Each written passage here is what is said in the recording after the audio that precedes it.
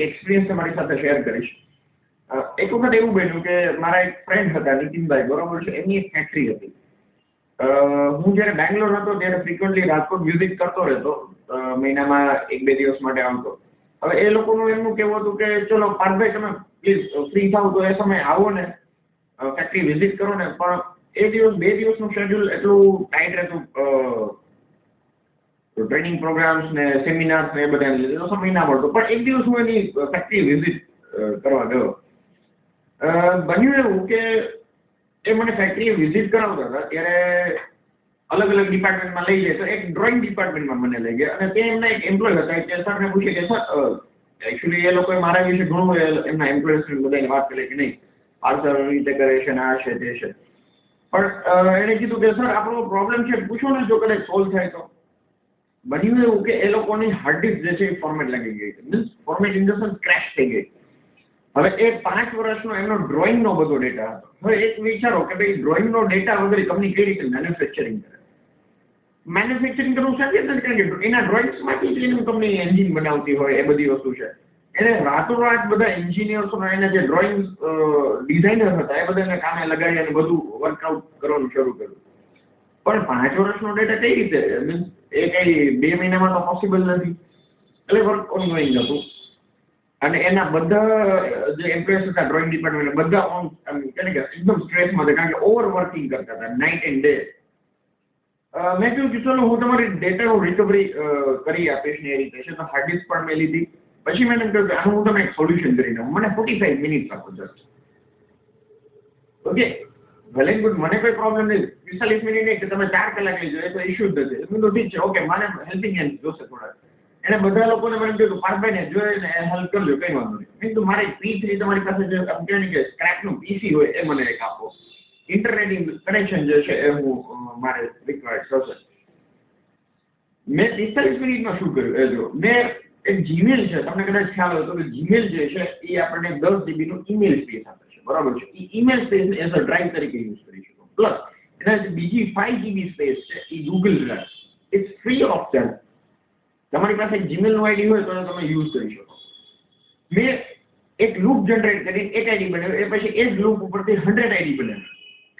એ 100 ID ને merge કરી, એ જે વિચાર કરો કે એક આઈડી 10 GB ની સ્પેસ પ્લસ 5 GB ની Google drive space, total 15 GB space થઈ. હવે એમાં 100 આઈડી મીન્સ કે કેટલી સ્પેસ છે કાઉન્ટિંગ કરી શકે, બરાબર છે. પ્લસ બીજું ગૂગલના સર્વર્સનો એક ફાયદો એ છે કે ગૂગલના સર્વર સિક્યોર છે. તમારો ડેટા કોઈ બીજા લોકો હેક કરી ના શકે, એ યુઝ ના કરી શકે. પ્લસ ડેટા ટ્રાન્સફર થતું હોય ત્યારે ટનલિંગ થ્રુ થતું હોય, એટલે હાઈલી સિક્યોર તમારો ડેટા ટ્રાન્સફર થતો. પ્લસ બીજી વસ્તુ કે ગમે એ જગ્યાએથી એક્સેસ કરી શકે એ ડેટાને. વન મોર થિંગ, એ જ્યારે ડેટા સ્ટોર થતો એ કમ્પ્રેસ થઈને સ્ટોર થતો હોય. એટલે 5 GB ની સ્પેસ છે તો એમાં ઓલમોસ્ટ તમે 7 થી 8 GB નો ડેટા સ્ટોર કરી શકો. આ વસ્તુ છે. તો આ બધા બેનિફિટ્સને કારણે મેં એ વસ્તુ કરી. હવે મેં એને એક API ડેવલપ કર્યું. એ API ના કોડિંગ રન કરીને જો એ જે છે બધી 100 આઈડી સ્પેસ મર્જ થઈ ગઈ અને એ યુઝ કરી શકાય. હવે જે P3 PC છે એ P3 PC ની અંદર એને ચાલુ કર્યું, ઇન્ટરનેટની કનેક્શન કર્યું, એક માત્ર એક જે છે શેલ બનાવી અને એમાં આઈડી ટચ કરી દીધા. દરેકના આઈડી પાસવર્ડ ને બરોબર છે. આઈડી ના સેમ રાખ્યો. ફોર એક્ઝામ્પલ જે કંપની છે તો કંપની નેમ.1 @gmail.com, કંપની નેમ.2 @gmail, એવી રીતે 100 બનાવ્યા હતા. મેં એમને કહ્યું ઓકે થઈ ગયું. હવે આનું જે છે તમારો ગમે તે ડેટા હોય એ તમે વર્કઆઉટ કરો એમાં સ્ટોર કરજો. હવે જે તે ડેટા છે એ સર્વરમાં સ્ટોર થવા માંડ્યો. બસ એ પ્રોબ્લેમ સોલ્વ કરી નીકળી ગયો. એક વીક પછી મને અચાનક નીતિનભાઈ સાહેબનો ફોન આવ્યો. પાર્થભાઈ આવો ને પ્લીઝ, મળવું છે ઓફિસ. પણ હું એ સમયે બોમ્બે હતો એટલે મેં એમ કહ્યું કે કીધું નેક્સ્ટ સેટરડે સન્ડેમાં હું વિઝિટ કરીશ.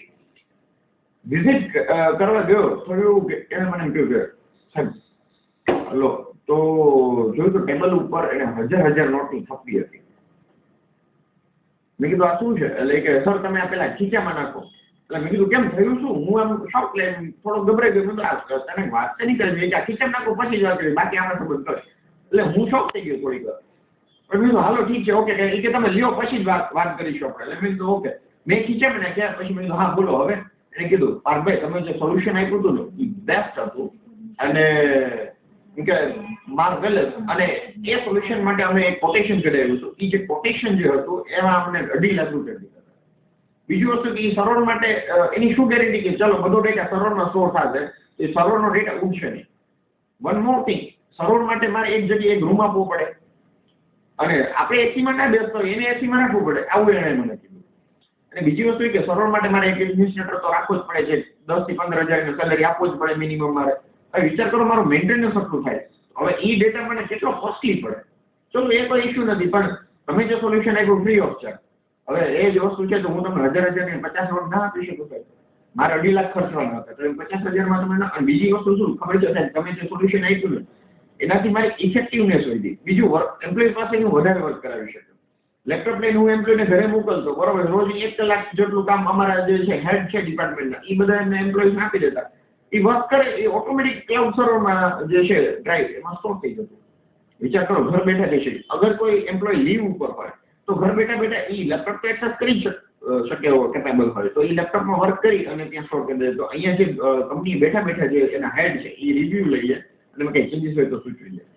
વિચાર કરો કેટલું ઇફેક્ટિવ થઈ ગયું અને એનું જે વર્ક એફિશિયન્સી વધી. તો એ એમ કહેવાય કે સેટિસ્ફાઈડ એકદમ થઈ ગયા હતા અને એણે મને કીધું. તો મને એવું વિચાર આવ્યો, એમ થયું કે નહીં ચલો મને કંઈક બીજું આવડતું હતું આ માટે. મેં માત્ર જે જીમેલ આઈડીઝ છે એનો એક ક્રિએટિવ યુઝ કર્યો, એની જે સ્ટોરેજ સ્પેસ હતી કમ્બાઈન કરી દીધી અને એક ક્લાઉડ સર્વર આપી દીધું. તો ઘણી વખત એવી વસ્તુ હોય છે કે ભાઈ સામાન્ય નાનું નોલેજ પણ તમને ઘણી ઇફેક્ટિવ રીતે યુઝ કરતા જો આવડે તો સારું એવું કમાઈ પણ શકતો. મેં એની પાસે પૈસા ન કમાય, એણે મને સામેથી આપ્યા 50,000. વિચાર કરો, એક જીમેલનું આઈડી બનાવતા આવડતું હતું એમાંથી એણે મને 50,000 કમાવી દીધા.